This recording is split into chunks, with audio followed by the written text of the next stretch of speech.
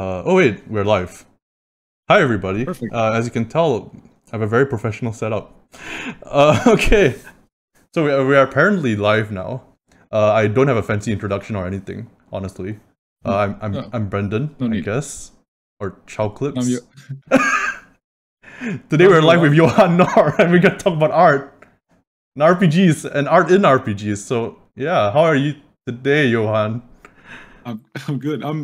I'm actually kind of unused to doing this type of thing during the day. It's Oh, almost always like late at night because previously I've been stuck at my day job, but now I am full time, so I can do this oh hell midday, yes. which is very nice. Oh yeah, Yeah, you're yeah. starting full I'm time I'm like good. today, right? Actually, I was gonna ask you Yeah, that. this week Oh is the shit. first like full week. So I actually started this Thursday was the first day, but Oh then I was too nice. busy doing the exhibition and everything. But now this week is just I'm all alone in this Now you world. get to draw skulls and liches for a living. Hell yeah!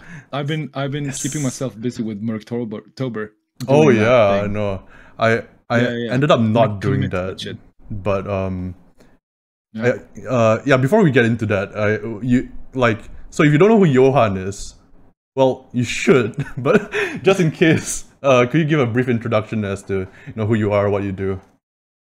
Sure. I'm a visual artist and graphic designer, and I made Mork Borg look the way it does, and Cyborg, and I've done Into the Odd Remastered, Mutant, Year Zero. No, not the design, but some illustrations for that, and a lot of random stuff. And that's me, I guess. Uh, yeah, I said I wasn't gonna be like Ryan from the Weekly Scroll pulling out stuff, but I guess I'm doing that now. Yeah, no, you do a lot of like crazy, I don't know how else to describe it. It's just like very evocative art, It's and just very loud, I guess. it's very loud, Mm. and I kind of wanted to Yeah. get to that, where it's like, where, I guess the first question we can start with is, what are your inspirations, particularly like musically, right? Because I know Mm. that you've mentioned before that when you're doing art, you always have to have music on. I don't know if that's the case now, but No, it's still the case. I still have music on, and I find myself listening to the same songs over and over again until I grow tired of them, and then I have to change song.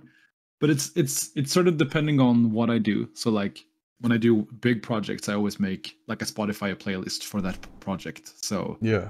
whenever I work with it, I put that on. I get into the right mood, and I don't know. Maybe that leads to it being sort of consistent style wise. I don't know. And maybe it's just in my head, but I find it Yeah. nice to have like a set soundscape for every project. That's so strange because I started doing that very recently, like for my newest Yeah. project. I started listening to black metal because I got thoughts and prayers, and Mhm. at the back here there's like a bunch of reviews of like different Oh yeah, bands. yeah. And I listened to this and I was like, holy shit, this is too hardcore for me. But then I started listening to more of it, like more black metal and stuff like that. I think sludge metal is that the Mm. term for it? It's like probably way too much for me.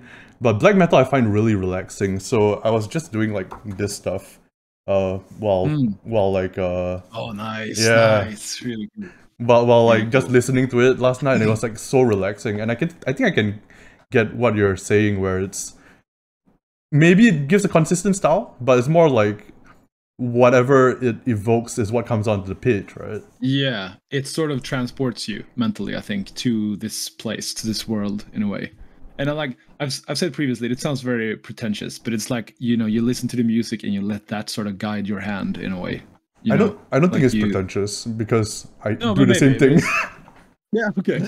Well, but it kind of like that's how it is in a way. And because usually, at least when I do the broad strokes, when I do the like main, what's the word, like compositions and everything, I don't get into too much detail, and I have very like wide movements, and that's very good to just have music in the background and sort of let that lead the way in a way.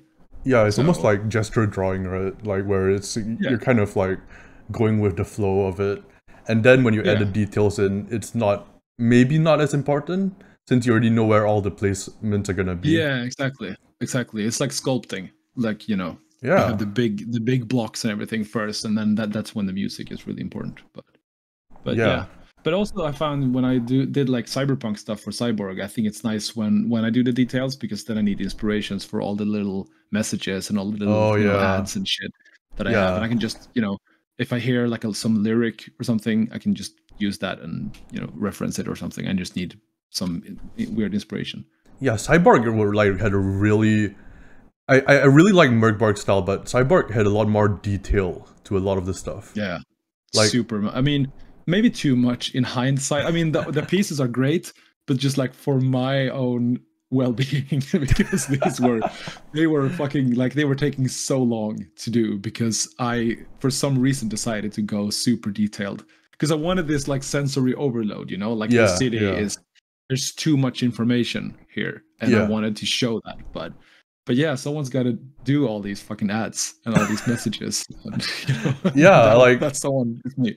I think like when I saw the Cyborg stuff, I was like actually looking through the Mork Borg book at the same time, and I was like specifically on the Gutterborn Scum, and then I compared that to like the page from. And I was like, wait, same person did this. I think I had the same reaction when I was like Into the Odd, right? And like, it's just also different. I think that's interesting, because I've been wanting to return in a way more to that raw, rough style, like the Gutterborn Scum, or like the Wyvern, the eel thing. That's just super raw, super quick brushstrokes. And I don't know, for some reason, I've been having more and more trouble, like being okay with that, like, calling a piece finished before I do all the details. So that's something I'm working on now. Like for October, actually, I'm doing just super quick ones. I tell myself I can only spend an hour or something max on it, and it's okay if it's very rough and it's very raw and unfinished looking. So that's so weird that you say that, because like so a while back you made a tweet on like the things that you find important in art, and I'll probably put it in the description, but I also went over it in the video that I made analyzing your art, and it was like something like stuff that I find important in art and stuff that I don't find as important. And interestingly, at that point in time, all the stuff that you listed as not important was stuff that I was focusing on before that, right? Oh, really? But I was like finding myself in kind of a rut, right? Because I was like, man, my art is turning out detailed, is turning out realistic, whatever benefit that does. But it wasn't really speaking to me at the time. No, I agree, and I stand by those things still, but I always, and I mean, I still struggle with that sometimes too, because I get lost myself into like, it needs to look detailed, or the anatomy isn't right, and like, who gives a shit? Like, as long as it looks, as long as it speaks to you in a way. Yeah. And I think you need to just take a step back and look at the bigger picture of it. I agree. Like, I started doing a lot more compositional stuff, as well as a lot more, stuff like thumbnails. I started doing a lot more of that stuff, and I started looking into more graphic design stuff after that tweet. So it kind of changed my whole perspective on how I approach things. I might be seeing it from a weird point of view, because I did do all that anatomy practice. I did do all that. Like, I used to do like realistic paintings, and I used to be able to do them pretty quick. But I realized that it didn't really speak to me as much as like, like just rough ink sketches or whatever. I feel like that can have more life to it. What do you think about that? It's very expressive that way, and I like that. And it's just like the same way that graphic design, works with posters and magazine design or whatever, like flyers. That sort of very quick aesthetic, like quick communication. Like you can glare at, you can just look at it for a short period of time and you get it immediately. Yeah. I think that especially with this type of the worlds that sort of Mork Borg is in, that is very fast and very furious, not, no pun intended, but it works to have those very quick styles, if that makes sense, So yeah. I think like part of it also is you're mentioning like having it very quick, and maybe you can see more of the soul of the artist through that, because you're working more on instinct, Like, and you're not trying to control it that much. You let whatever's inspiring you, or you let whatever else is there, guide the hand, you know, you're not trying to wrestle it for control so much. Somebody mentioned that I got a tweet printed out and pinned above my workspace. Who is pretentious now? That's Hugo. Hi, Hugo. I should get that done too, honestly, because I have maybe 5 tweets bookmarked in. Yeah, that's about it, and yours is one of them. So Really? I sometimes look back at it. I'm like, man, I'm fucking up everything. I better just return to this advice. I should probably create a blog or something to remove the stuff from Twitter. Yeah, because eventually one day it's gonna die. So. Yeah, it's just gonna explode. Like it's gonna. Yeah, and not in like the sick cyborg way. It's just gonna die. No. It's just gonna be boring. Yeah, it's just gonna. Yeah, it's just gonna be. Elon Musk is just gonna shut the whole thing down. But yeah, I can hope. Hope it doesn't die like just this long torturous death. But yeah, I think so. We should probably talk about the big elephant in the room, which is the on the stream. There's like the book Between Our Faces, art by Nohr. That's been there. We haven't talked about it yet. Let's plug some products. Yeah. Going from cyborg advertisements to like actual advertisements on stream. You can skip this part if you don't want to buy stuff.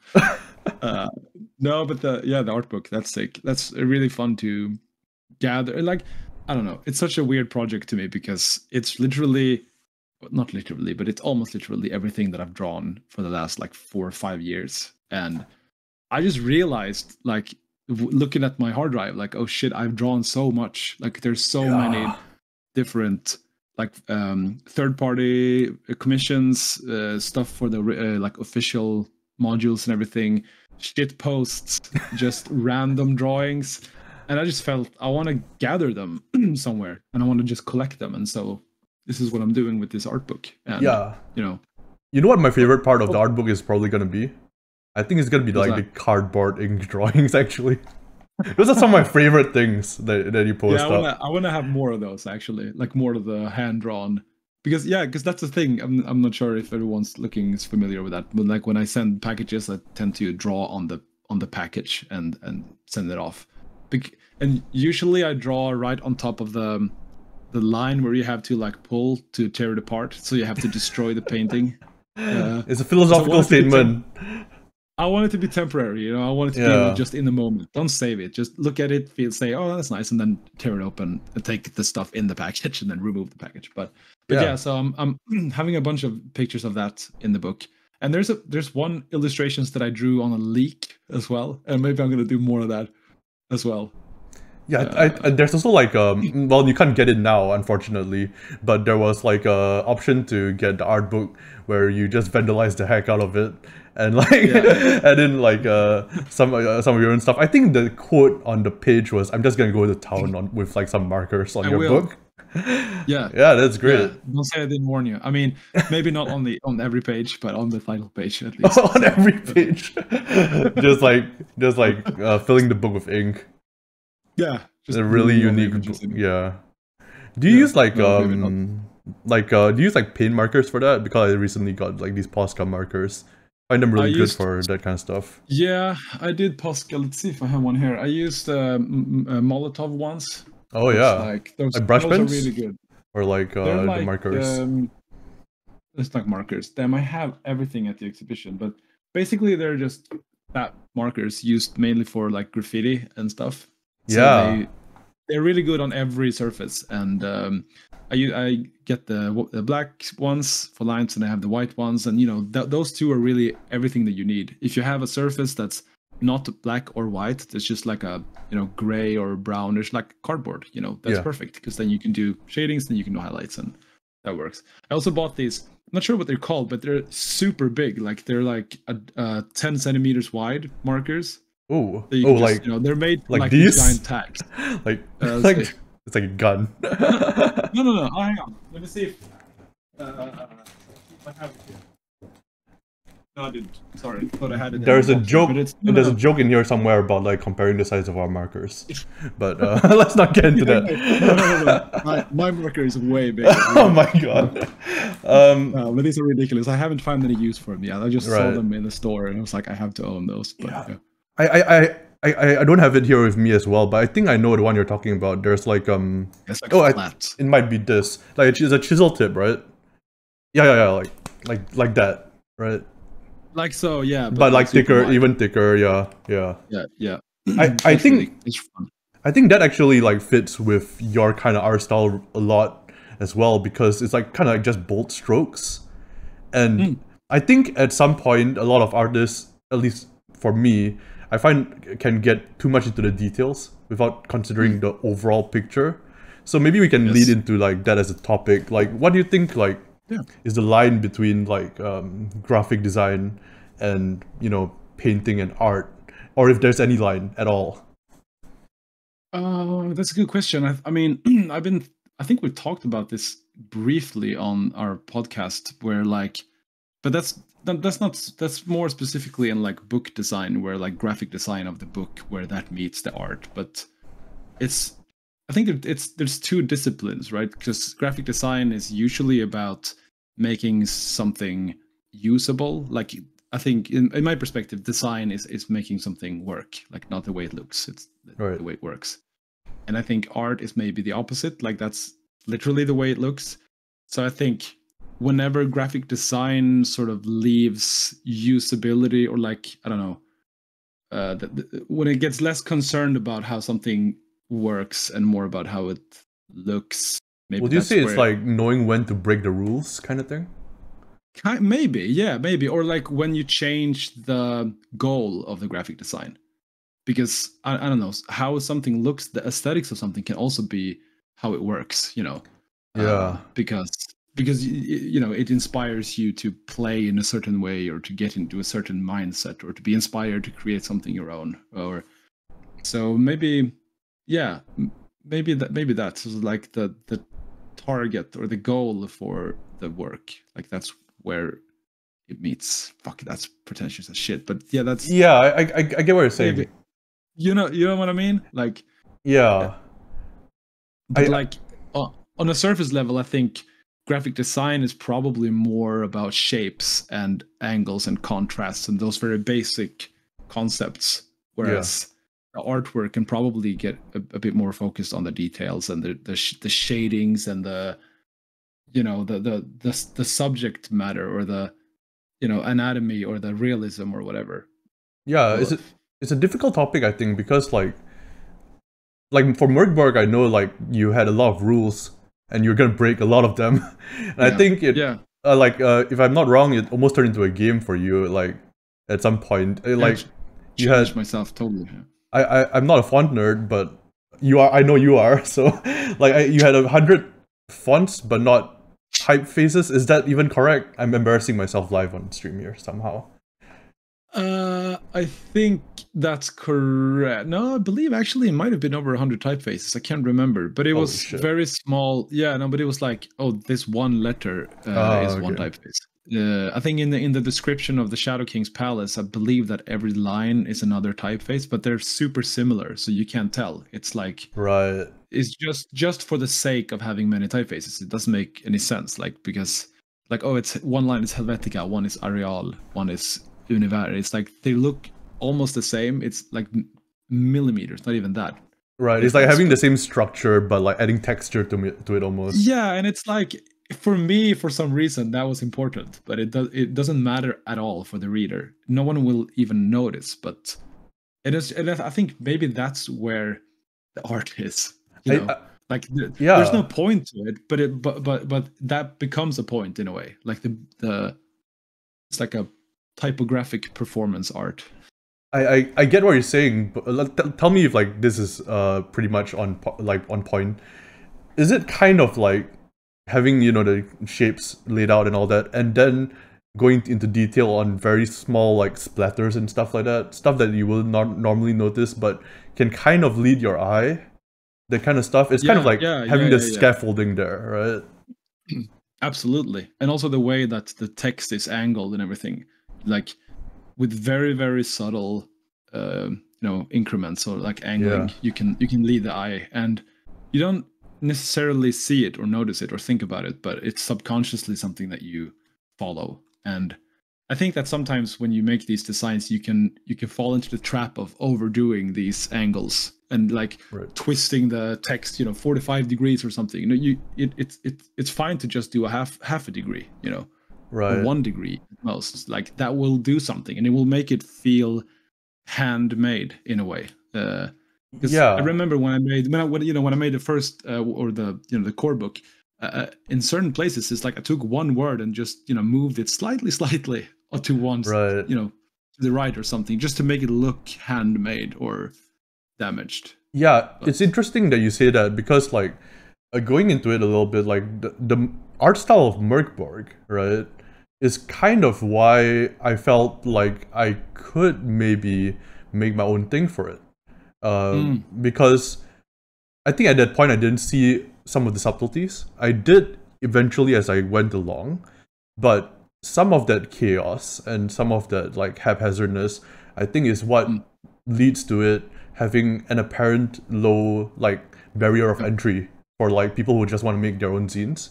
And I think that high ceiling is the subtleties, like the small things, like where are you placing this thing, where what detail are you putting here. And I think that's what separates some of the quote-unquote better stuff from the worser stuff. I don't want to use that term, but you know what I mean? No. Know what you mean. Yeah, I know what you mean. And I think, no, go ahead. I think like there's a lot of benefit to having that particular like punk look to it, because it encourages people to make stuff. And by the time they're into it, then they can find out the subtleties. Like, it's kind of like a trap almost. Like, you don't know about those subtleties, and you think like, oh, anybody could make this, and then you make it and you're like, fuck. And then you're stuck in it. Yeah. No, that's true, because a lot of other games, maybe they have a very specific like trade dress. It has to look a certain way when you feel almost like it's impenetrable. Like I can't ever make it look that way. But you're right. This is an invitation. Like, look, it's messy as shit. You can do this. Everyone can. But it's like once you get into it, then you realize that, oh, what I've been doing might not have been as good, but now you're doing it, so now you can actually suck less. Exactly. And I think that's the best thing to do. Like I mean, I come from a video game development background, so I used to like try to get children into video game development and stuff like that. I used to teach a little bit. But I think part of that was I tried to make sure that they knew that they could have fun making awful stuff. Like quote unquote awful, but like it can still know what you mean. Say a lot. It looks unpolished and exactly. But I don't think there's a lot of soul to it. I think exactly. That's how I wanted to put it. Like, I think the soul might be more important than the polish, if that makes sense. At some point, like you can actually feel it coming through the art.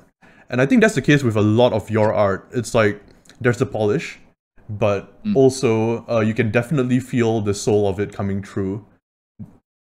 You know what I actually feel sometimes when going back to like some of my more detailed work, like I feel sometimes when I go in and do the details that some of the charm, is chipped away. Yes. That some of the soul is being removed when I add too much detail. That's why I'm trying to stop doing that. But no, that's right, because I think some of the, like, if you look at the supplements made for like Mork Borg and Cyborg, I think some of the more unpolished ones, they're the ones I like the most, because they have such energy and such rawness to them. That I think is very sincere, and I adore that. So make more of that, please.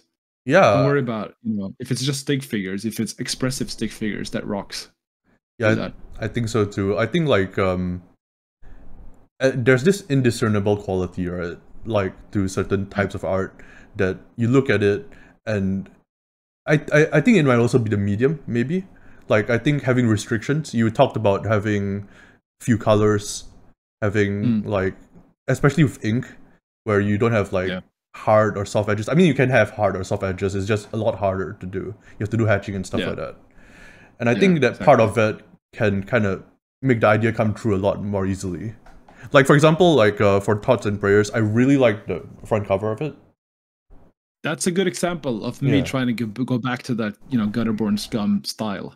Exactly. And I was like, I did that super raw sketch, and then I was like, yeah, this is fine. Let's just keep it that way.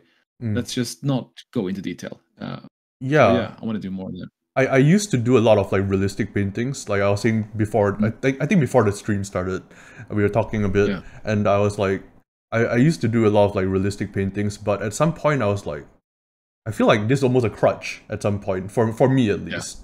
Like I feel like I felt like a lot of the ink stuff, you can really see the stuff coming, like the soul of it coming through, and I think that's what made Mork Borg accessible for me.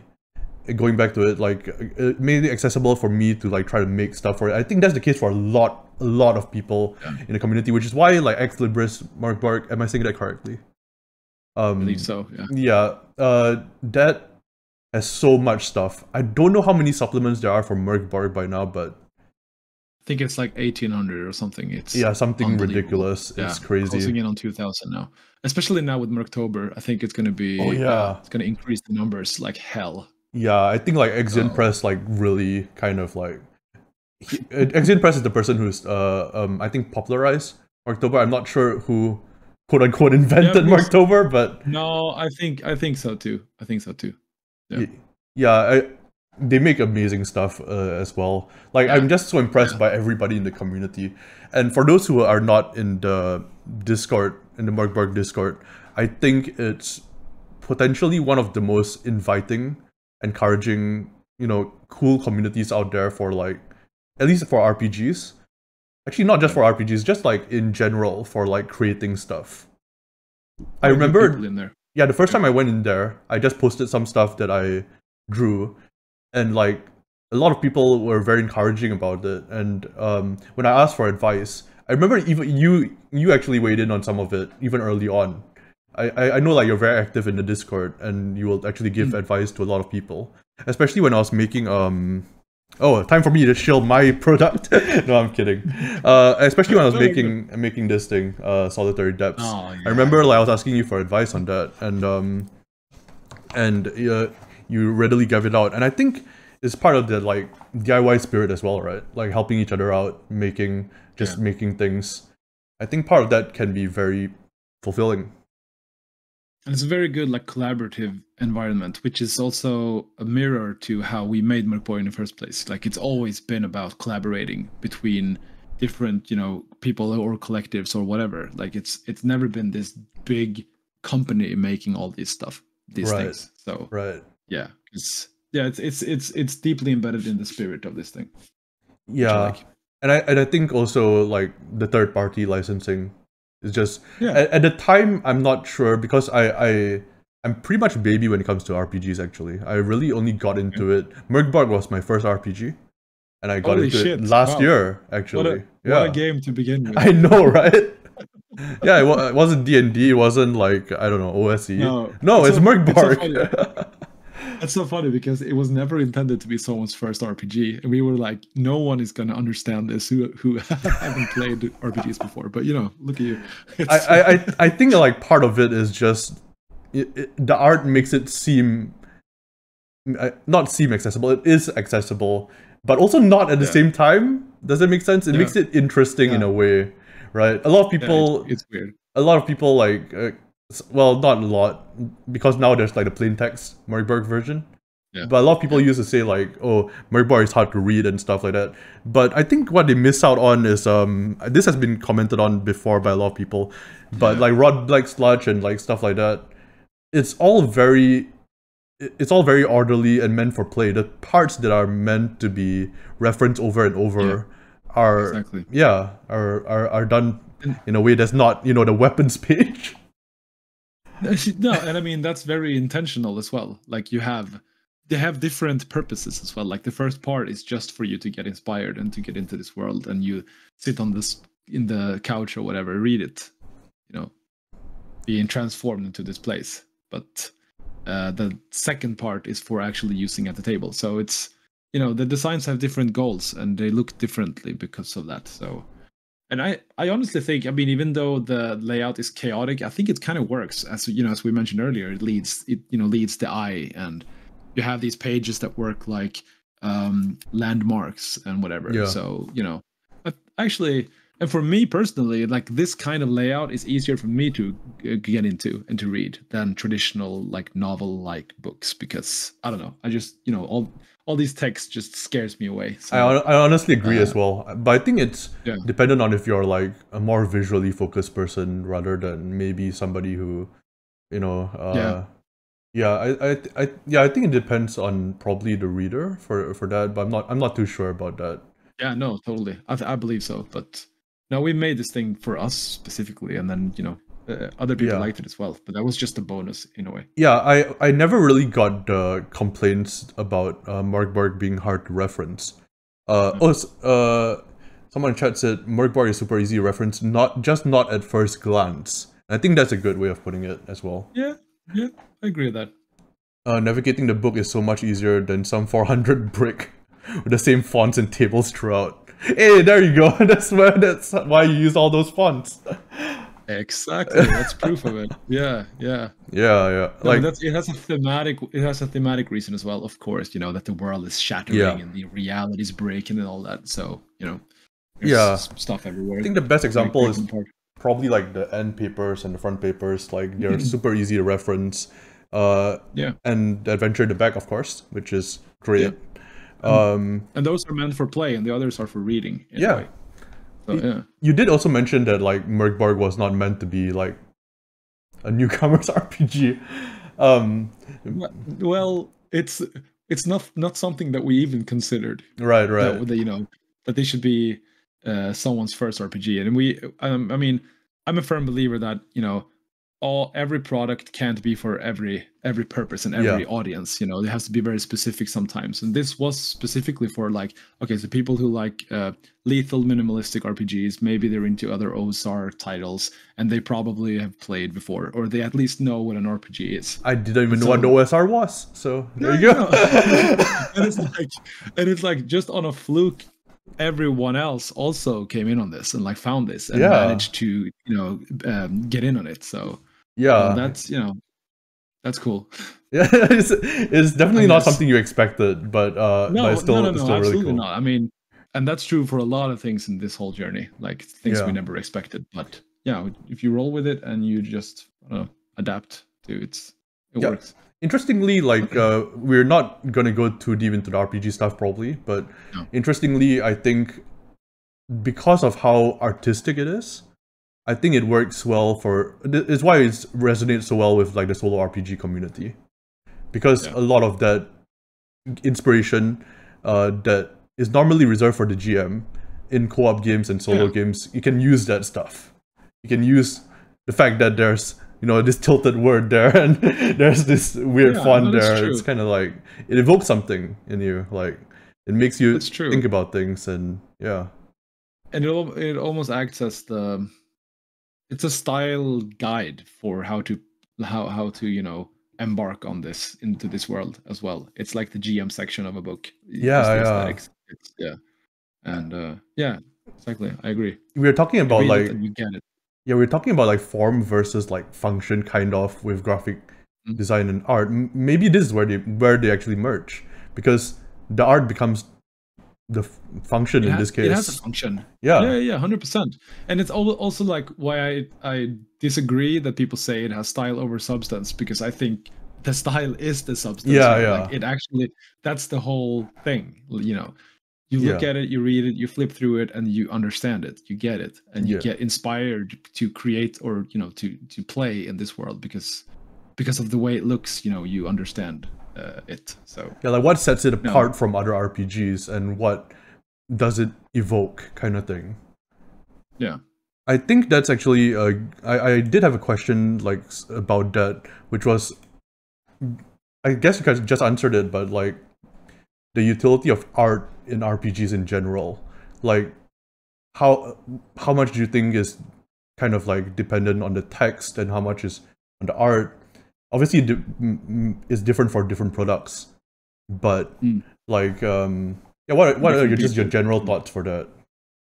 I feel like art is super important for me, maybe that's, like you said, you know, some people are more visually inclined or, you know, oriented than others, but to me that's the first thing I notice. That's what, you know, that's the first thing on a spread, obviously, that I look at. and it can serve many purposes. Like, okay, it can show you the vibe and the atmosphere of the game, regardless of what it depicts, or it can show you like details. Okay, so this is what people look like, or this is what the place look like, or this is very descriptive. So I feel like it's a much quicker way of explaining stuff, and I think that's the utility of it. And plus, make it easier to just read because you don't have all these walls of texts. But like picture says 1,000 words, right? Kind of thing. Yeah, exactly. And I mean that you can't really have, or maybe you can have an RPG without text, but the text is the meat and the potato, of the game. But I think there's like, I feel like the art is, I feel like somebody could try that. I feel like somebody could give that a shot. I think there was one adventure game in need of translation where it's just the art. Oh yeah, that's right. And then you you translate it yourself. I love that. I love that kind of stuff. Exactly. And basically that right there, which I'm not gonna. Yeah, exactly. In a way, I mean, I definitely want to explore that more. But yeah, no, I think when the two work together, that's ideal. Yeah. Personally, I mean, I understand why there are games that has no art. I personally can't get into them because I need art to sort of function. But that's my fault. But yeah, there's a personal fault, Nohr. There's a personal fault. Yeah.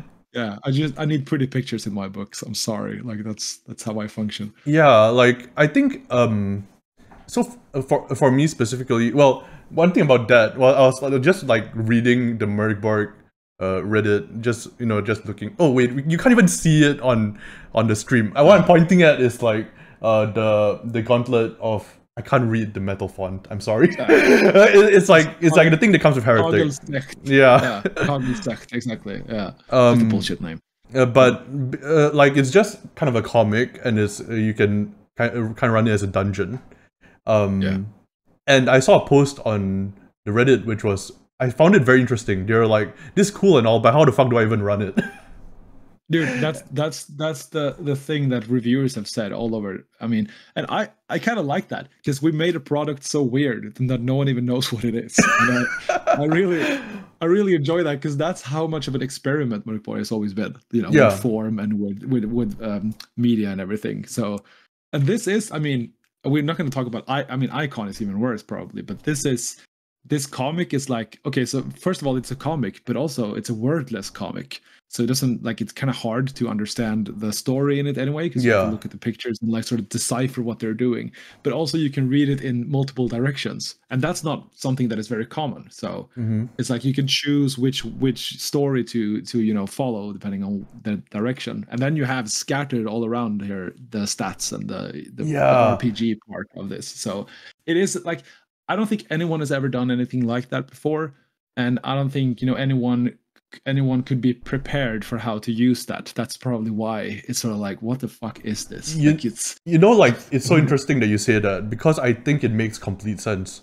The reason I think it makes complete sense is when you look at like just a regular dungeon, let's say it's all text and maybe a map of the thing, you're looking at the interconnections, like the connections between the rooms, and you're looking at what's in between the lines, kind of, right? You're doing the same thing with that. Like you're kind of like interpreting it, and you're kind of like, you're kind of like figuring out what's in the blanks. It feels like we're sort of describing a dungeon by showing a group of adventurers going through it. Like it's like a narrative dungeon in a way, in comic form. And I think like that's one of the things Mork Borg and Cyborg and all these do really well as well. Is like there's gaps there. You're supposed to fill them in yourself.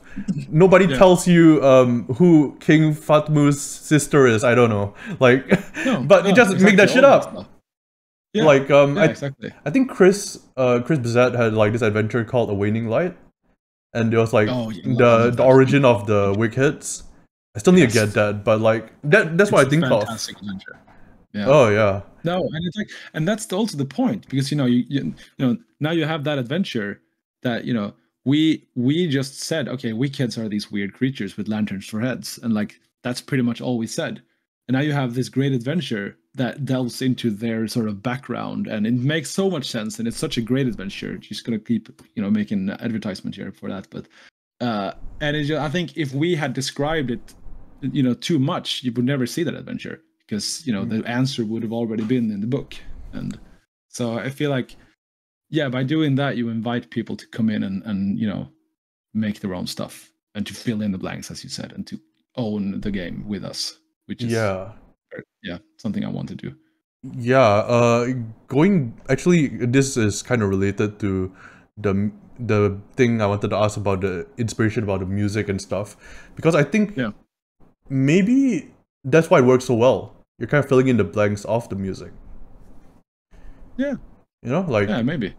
Because that's how I felt, at least, when I was like at 3 a.m. last night just doodling while listening to black metal. I was like, it feels like I'm kind of like filling in the blanks here. It's already there. Yeah. I just need to fill it in. And it's all, you can maybe make a comparison with like the broad strokes and the details we talked about earlier as well. Like we provide the broad strokes, but the details is up to you. And the different play groups world and their pictures will look roughly the same because the broad strokes are the same, but the details will differ, and that will and I think that's where a lot of the magic comes about at the table as well, right? Through play and through like conversation and stuff like that. I want to talk about oh, sorry, go ahead. No, and like interpretation, that's one of the things that I like most on the Discord as well. People are like, what is it like? What's the Shadow King's palace like? Or like, how does the Inquisition work? Or like, how does that?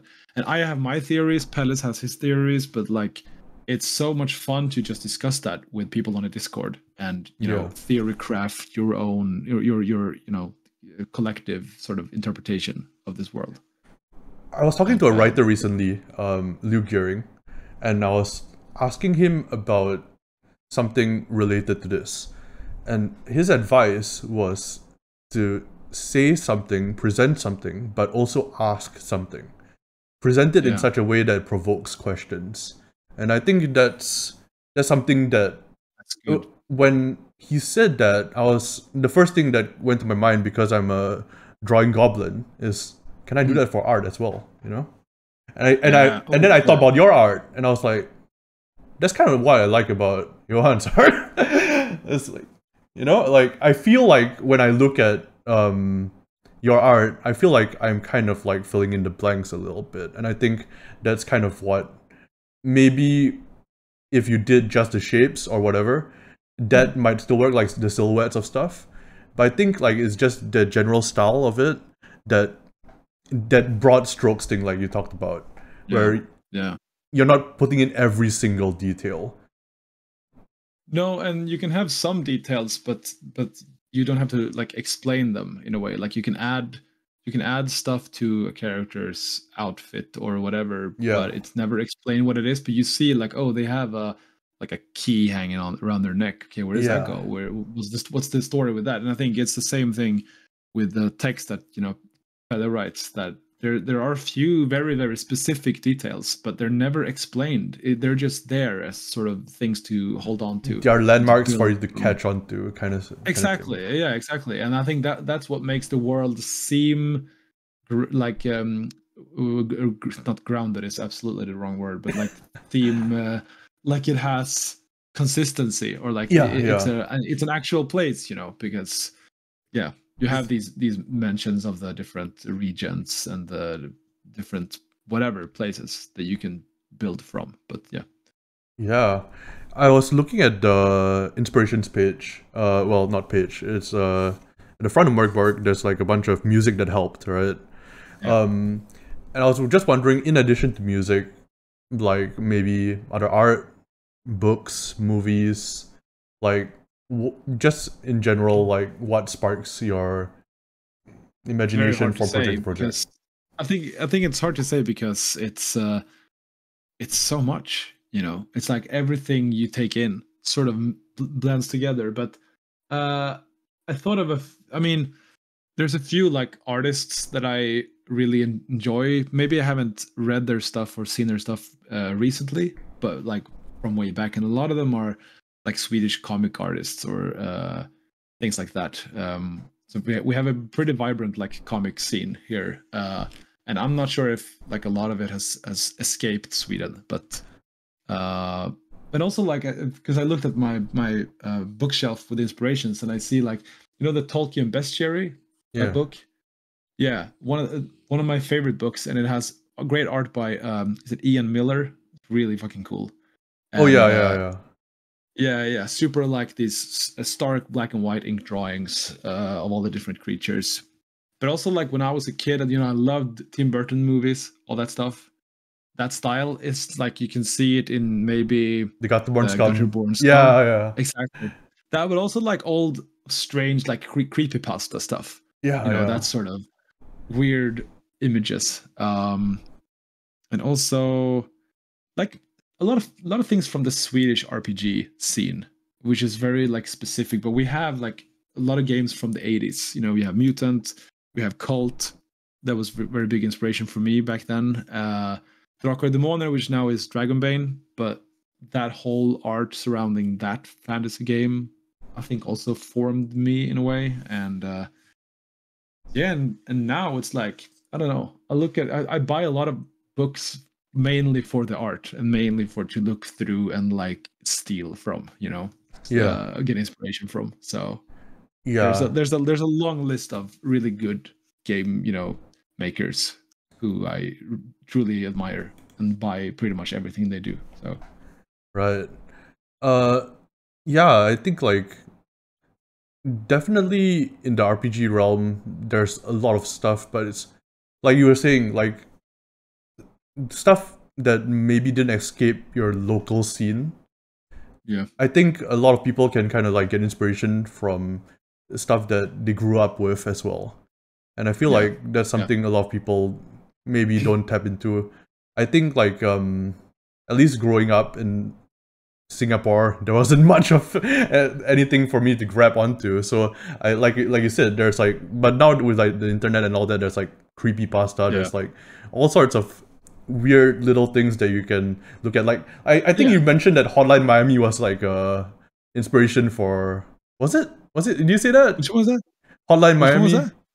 For Cyborg. Am I just making this up? Maybe I said that. I feel like you said that on the weekly scroll. I might have just made it up. I might have just made it up in my head. Maybe I did. I just, my memory is bad, but I mean, for Cyborg, that's a different thing as well, because then you have all the, the real world stuff. Just doom scrolling for a minute, and you have a lot of inspiration for that. Yeah, the Mork Borg channel has the Mork Borg Discord server has like the IRL Dystopia channel, which is the most depressing channel I've seen in a while. Yeah, I'm not sure if that was a good idea actually to have that channel, but it was just it felt good for inspiration to do that. Right, it's a very dystopian game. Yeah, I think so. But then of course music is super big inspiration, and like you said, the list of bands that helped, but also like because I go through phases of music, like probably everyone does. So like I can be hyper specific in my music tastes. So like previously it was all about Danish sludge metal. They have a very specific style of sludgy, screamy doom that I like. But then I've also been into more like lo-fi, sort of folky pop music, like the Mountain Goats, or like folk punk, that whole scene around like Ramshackle Glory, Rent Strike, AJJ, that sort of thing. Especially when I made Cyborg, I wanted to like expand my musical tastes a bit and listen to other stuff. And it's interesting because like I think like some the Mork Borg hacks also, a lot of them have their own like a Spotify playlist as well. I know like Ronan, the one that I was lead artist on, that one had a pretty cool like a playlist where it was a lot of Japanese hip hop, and it was really nice. But I think we did that a bit for Cyborg. I think we had some Swedish hip hop as well in the playlist, which I thought, okay, this is probably something that a lot of the people buying this have never heard before, and that's good. I tried listening to sludge metal, and I was like, I like it a lot. I like it a lot. It's the broad strikes and the raw movement. I think I was listening to it and I was like, I am in pain, but I kind of like it. I think that was my reaction to it. Yeah. Super heavy. Very good. Yeah. So you opened my eyes to that particular genre, thanks to Thoughts and Prayers. And I'm actually listening to it, and I'm like, this is painful. I kind of like it. No, that's me with like noise. I know, because I know we Christian, who wrote Cyborg, is very much into noise, like Merzbau and that sort of thing. And I like it somehow. Sometimes I can't listen to it too much because it's, you got to be in the mood for it, kind of thing. Yeah, and you have to sort of listen to it until you sort of transcend and enter another realm. That it doesn't, you don't hear it. It's just there, and it just sort of melts with your psyche or something. I don't know. Yeah, I feel like this is completely unrelated to anything at all, but I feel like Cyborg, like, I don't know if you heard of this band, Master Boot Record. Like, they basically I felt like that would fit really well into that. I think we have that in the list there. Oh, well, fuck me then. I think it's Whoops. Absolutely. Let me just check the comment section real quick. Oh yeah, sure. Let's see. Oh, hello Hodag. Hello Luke Gehring. Hello Shield Dice. Hi everybody, I guess. I'm gonna miss some. Hi everyone. Hi everybody. I think this is a good point at which to talk about the art book again. Just cycling back to the art book. Is there anything that you're particularly proud of with the art book that I know, like, for example, the size is was a big thing, right? Yeah. I mean, I think it's fun to sort of delve into the artwork and talk about the process of the arts as well. Like, because I have some pieces that also include sketches and like refused versions for freelance gigs and everything. So you can see sort of the story behind some of the artworks. And I most of it is annotated as well. So I comment on it and I talk about what I think about the pieces or how I made them or why they include details and like some of the small Easter eggs. Like a lot of the Cyborg stuff, there's a lot of small messages and stuff. And like I go into detail and talk about why I made those and what those mean to me. Right.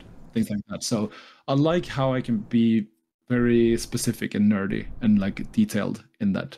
And it's also like in some aspects it's kind of like a kind of personal book as well, because it's all like me, it's my art, and I can afford to get a little personal as well in it. Yeah. Some of the things have kind of personal meanings to me and everything. Right. So yeah, it's gonna be like me in book form in a way.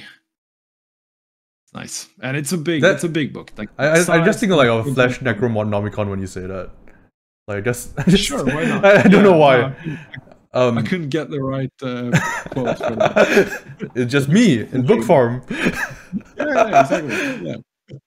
No, but plus the size and the whole physical like production of it is going to be wild, and it's also why it's such a stupid book to make, because it costs so much to print.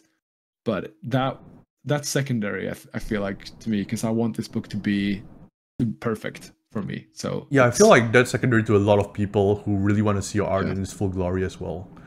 The fact that it's like a coffee table art book, right? Which it is. It's gonna be big and huge and something you want to have out, and thick paper and the 8 colors and all that stuff. It's gonna be like a fancy ass book. Yeah, I think like you were also mentioning, like, is something that's more personal as well, and I think that in combination with your style of art and the fact that you're exposing your process essentially through all of the text about all of the images makes it something you can kind of learn from, something where you can actually maybe get more out of it than like a regular art book. I will say, like, personally, it's probably the only art book that I've been excited for in years, and I've got quite a few art books, but this one I was like immediately I just like threw my wallet at the screen. I appreciate it. I think like I said, you're one of my art heroes, and I will definitely want to like be able to kind of, just whenever I want to just flip open and like be inspired, right? That kind of thing. Thanks. Yeah.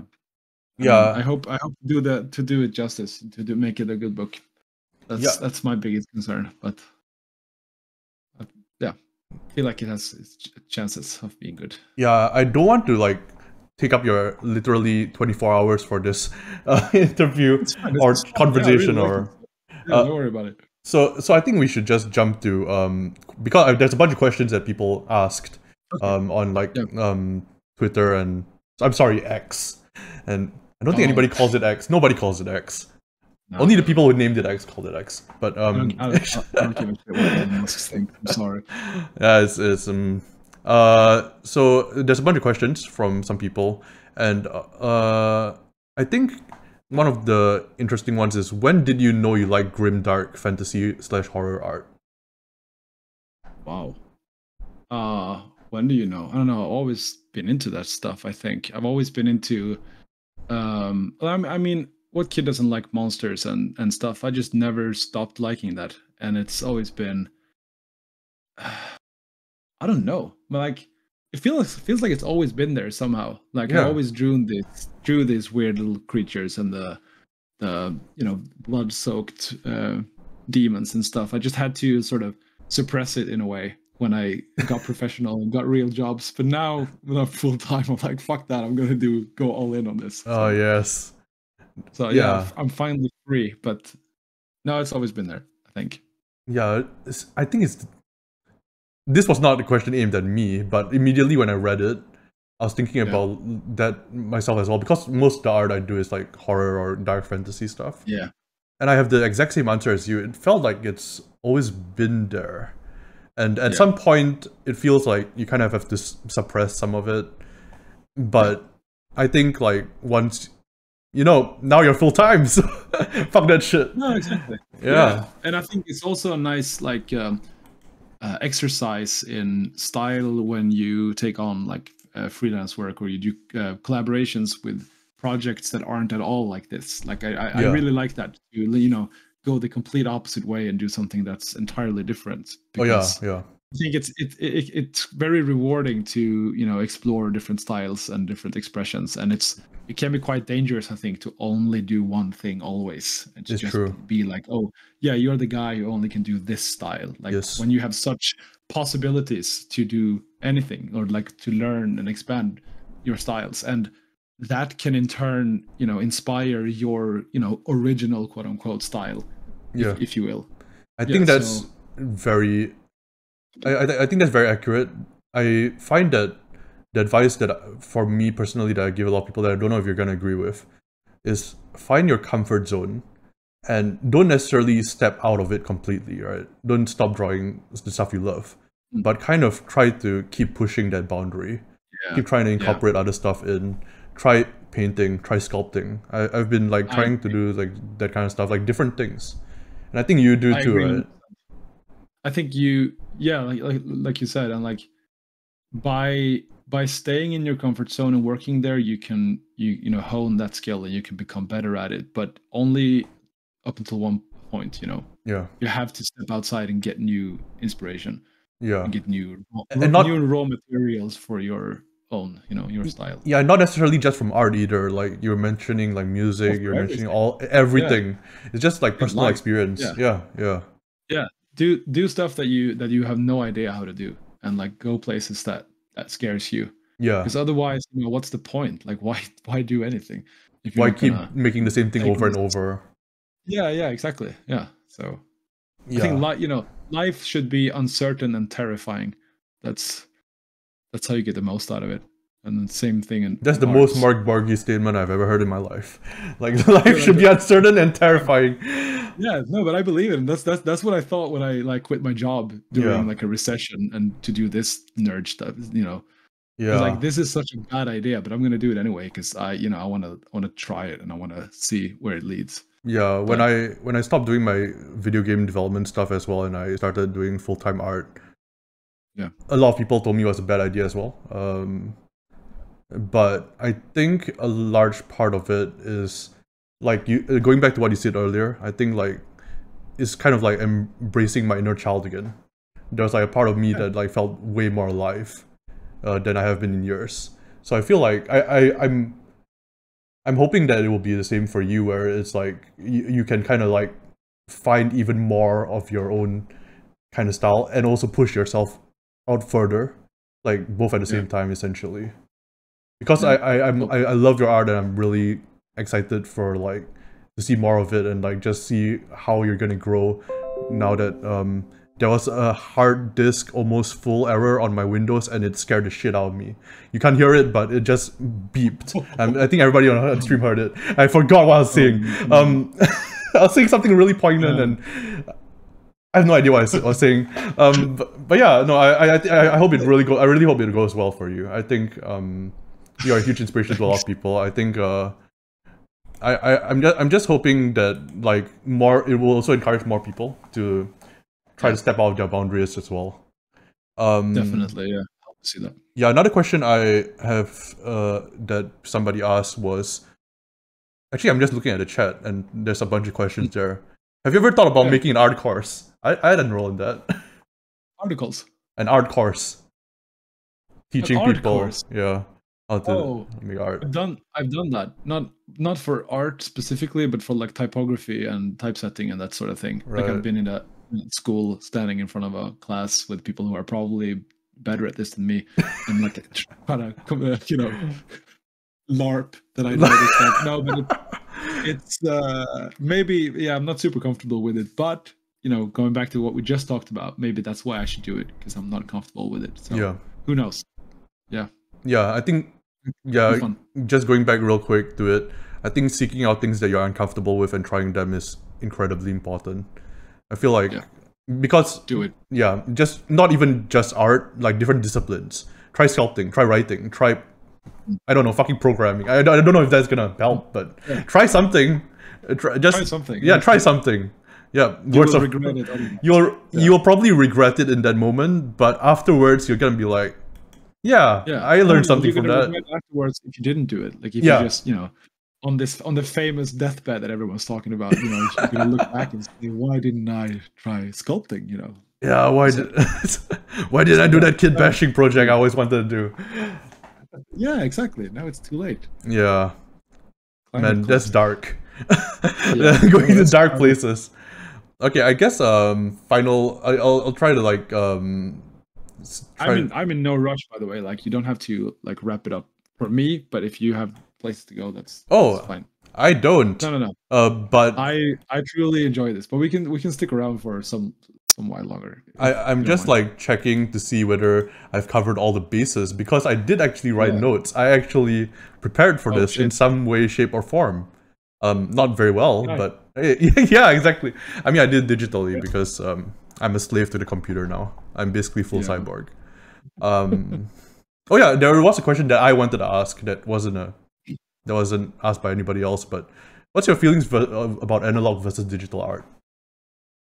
Oh, good question. I mean, I wish I could draw more analog art. I am a digital artist mainly. That's my main.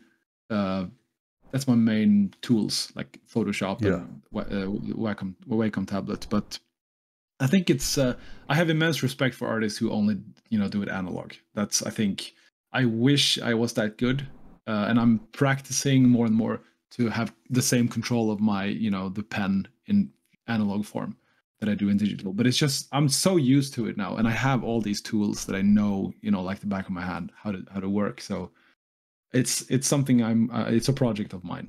But I sketch a lot, and I tend to use that as a sort of base for my digital drawings. So plus the cardboard stuff that we talked about, that sort of thing. It's hard for me to do the same style in analog because it's so different, the format. But my style changes completely as well when I go to analog for some reason. I'm not sure why. It's just ink like digitally. I don't get it. It just changes a little bit. No.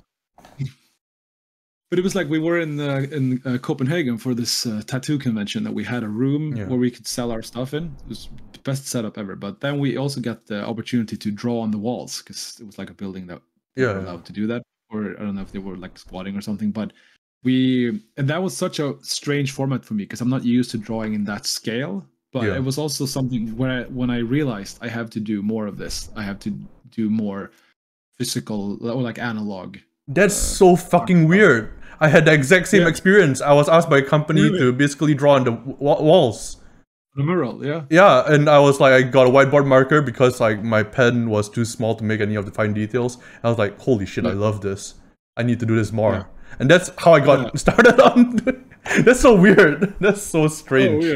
Oh, weird. I was mostly like uncomfortable. Or like not uncomfortable. It was super fun. Yeah. But I was like, I can't at all get the same overview or the same, I can't work in the same process as I'm used to. Right. And that really fucks me up because I'm like, I'm in the deep end now. Like I can't. This is not where I belong. You know what I mean? So. But going back to it, being uncomfortable is good, right? So. Exactly. Yeah. No. Totally. And I wish I could do it more, but yeah. Yeah. Maybe. Yeah. Hire me for murals. Let's do it. Just draw all over my house. Just come to Singapore and just doodle all over my house. Okay, I think I'm just going to look at I just want to make sure that like I covered all the bases that I want covered because I'm selfish and I want to just interrogate your brain on how oh yeah, actually I do have a question. Any new methods you've been trying out recently? That kind of ties into what we've been talking about. Like, have you been trying anything new? Like not just art, like sculpting or like anything. Nothing like that, but I think art wise, I mean we've talked and I've shown this, quick masks thing. That's something that really unlocked something for me when I realized that you could do that. And I have a video showing what I mean, but it's basically you use the tool quick mask in Photoshop, you paint like an area where you want the light to hit, and then you use that as a selection to add your like texturing brush to it. And it's a very quick and easy way to make texture quick. And like I do that, and there's a few brushes that I found recently that I just really like. That's very it's very sensitive to the thickness of it, so it can be very, very small and very big, and so it has a very inky sort of runny look to it. Is it like True Grit stuff, or is it something else? I think it is. Yeah, I think it's like one of the True Grit stuff. It's called, I don't know. It's like there's a number in it. I'm not sure. Do I have Photoshop open? Maybe I can check it here. Oh wait, no, I know what one you're talking about. Like because I saw it in the video. Is the epic roller or texture brushes? Go check out his YouTube channel. Like it's gonna be there. Yeah, it's gonna be there. Yeah, this is really bad video now because I'm just looking at my Photoshop screen. No, it's all good. It's good, and it's just like I use just black, white, and gray, and that's all I need. Sometimes one color to just make it pop, but that's not super new. That's something I've been working on. I've been doing the quick masking a lot since I saw it. I've been actually, I assigned it the shortcut key, and I made an action for it so that when I exit out of quick mask, it will automatically select a splatter brush that I can actually just use the shortcut keys to go like different splatter brushes, because they're all in the same category. So I'm like an efficiency freak. And I can't help myself. I should do that. I mean, I am notorious for doing stuff the hard and long way. Like it's so bad. Like when I work in design, because I've been doing this for so many years, but still I've gotten into like grep styles, or I haven't gotten into the automation stuff. Automation, yeah. So I don't know. I do everything manually, and it takes forever. But I'm in control of it completely. Yeah. So I don't know. It's very ineffective if I charge. Or it's very good if I charge by the hour. But yeah. But I work fast anyway. I don't know. It's just once I'm in a frenzy, I just never pause. So yeah, I think like part of it is like you just know your tool so well, right? That it's part of your body at that point. Yeah. And if you were to learn a new workflow, that's gonna take some time to adjust, and that's. I tried my hand at 3D sculpting, and I got Blender, and I got into that, and that I just hit a wall with it. I mean, I've been looking at tutorials, I've been making donuts and everything, but it's so much. Can I recommend something? For that, Please, yeah. Try Yeah. if you have an iPad Pro, or like if you have an iPad Pro, try Nomad Sculpt. It's literally just Okay. like a small sculpting application on your iPad. And I was trying it like 2 days ago, and I made like a horrible little Oh, I think monster. I saw that. Yeah, it's the one where it was their eyes. Definitely not There was tits. It's not But tits. there were nipples, right? There were no, Yeah, no, there were okay. no nipples. It's the eyes for Okay. sure. Well, if you say so. I posted it and I was like, holy no. shit, this looks like nipples. It's hard. It's, Yeah, no, yeah. I didn't intend for that. You as an artist have no authority on the interpretation. Oh my Those are God. totally tits. Yeah, but yeah, that's yeah. it's really easy to Check it use that. It's great. Yeah, I think like for me, I've also been like doing a lot of sculpting, like just physical sculpting. Made like some Dinoman and stuff. It's so fun. I want to make some Mork Borg stuff for like Forbidden Psalm. You know, I want to do more minis as well. Like that's something I can see myself getting lost in there. Like it really doing the minis and the landscapes. What's it called? Not the panorama, the dioramas. You know. Oh yeah, that sort of stuff. yeah. I love it. Love it when I see that. Always been into it. Like always, since I was a kid, when you got to museums and you saw these models over all fucking Viking towns or whatever. Yeah. Just looking at these small, and yeah, it kind of immerses you into it. But yeah, I don't think like like that kind of stuff I think is getting more accessible nowadays, especially with 3D printing. But I think there's like something authentic about like just getting your fingers grubby and just making it from like foam core and stuff, right? Yeah, definitely. I want to make it from like trash or something, like you did with the Dinoman. Like that's what I'm. I used like green stuff and I made this. Oh, you can't see it, but I made like this like sculpting tool, and that's what I'm using instead of an actual sculpting tool. I'm just like yeah. No, but it's like I have no interest in getting a 3D printer. That has never been interesting. Yeah. No, I want to do it like I don't know, some weirdo out in the woods. Same, yeah. No, I understand that completely because it's kind of like it's kind of like chopping off the hits and then putting on the hits and then spraying it with primer and just seeing it all come together is a lot more satisfying than just hitting print. Yeah, you're gonna want to go full Sid on that thing. Just do the whole. It's kind of like a puzzle, right? You know? Yeah, exactly. Oh, I guess we'll just do.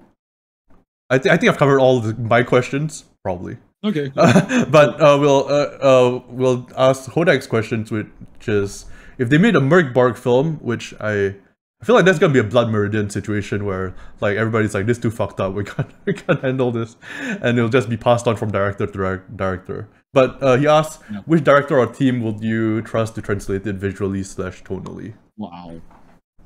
I don't know. That's an interesting question. Yeah, I mean, it would be fun to do something maybe like animated. I don't know. Maybe not even live action. That'd be fun. I was actually thinking animated. I wasn't thinking live action, but no, because my mind immediately went to live action. I was thinking you were thinking of like Mad God or what was that movie? Like the one with all the sludge and. I still haven't seen that. Yeah, I haven't seen it, but I should. Like everyone's telling me to see it. Yeah, I haven't seen it either. I've been recommended it like 5 times, and I'm like, I should watch that. Yeah, but that's like stop motion, right? That's yeah. There was, I think so. There was also another movie where it's like a live action one, where I can't remember the name of it, but is something God? Did God? No, that's the War Games. I'll figure it. I'll send it to you later on. But there's like so many weird things that you can get inspiration from movie wise. But I guess like, would you trust any team to translate it? Hell yeah, maybe. Yeah. Maybe. Come on. Yeah, reach out if you have a camera. Reach out. Will it be for another Mork Borg third-party license? No, actually, we won't be. Yeah, that's probably not. Yeah. Yeah. No. That'd be cool. No. I'm just imagining like Ex Libris Mork Borg, and like there's just one movie section and there's just one movie in there. Yeah, in that category. Yeah, I think that's. Man, I don't know how to end off these things. Like, for those of you watching on YouTube, this is my first time ever interviewing. I don't even like that. Having a conversation with somebody on on stream. It's better. It's weird. It's weird, man. I don't know how to do this, but it's fun. I can see myself doing more of these, you know, as I'm full time now. Maybe next time we can actually like draw. Yeah, let's do that. I was just saying, we said that before we went live, that I'm sitting here, I have my tablet ready, I can just switch screen, I have my weird, drawing glove ready. I did tell you this before stream, but I actually set up, have you heard of Magma Studio? It's like a Photoshop equivalent with the same shortcuts and everything on a browser. And you can just collaboratively draw. So I had that set up. And I was like, should I ask Johan about this? I'm like, nah, it's too last minute, fuck it. No. Now I regret it immensely. Next time we do it. Next time. But yeah, so go to Art by Nohr and just throw money at it. Just throw money directly into the screen. I don't know if... Yeah, I think the signed book where he doodles all over, unfortunately, they're all gone. But they are gone. But the book looks like it's gonna be fucking amazing. I cannot wait. I seriously cannot wait. Yeah, that's our chat, I guess. Is there anything you want to say before we end off? No, just experiment, try new things, collaborate with other creators, and join the Discord. Oh yeah, definitely join the Discord. Yeah, and draw.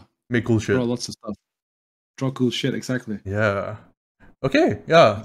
Thank you so much again for taking out your time. And congrats again on firstly the art book and also going full time on this. That must be such a huge step and must be terrifying.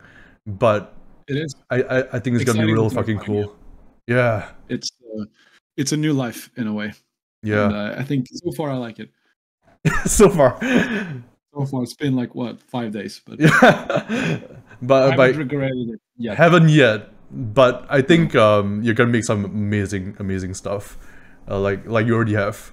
All right, we're ending off the chat now. Thank you for watching, everybody. Goodbye. Bye.